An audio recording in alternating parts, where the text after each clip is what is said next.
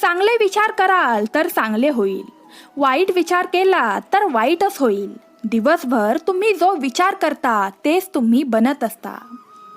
राजासारखं जगायचं असेल तर गुलामासारखं काम करावं लागतं. शांत राहणं आता खूप चांगलं वाटतं, कारण जास्त बोलल्याने नाती तुटतात. कौशल्याने काहीही होत नाही. यश मिळवण्यासाठी तुम्हाला तुमच्या कौशल्याचा वापर करावाच लागतो. जे कमावले आहे ते गमावू नका आणि जे मिळाले आहे ते वाया घालवू नका.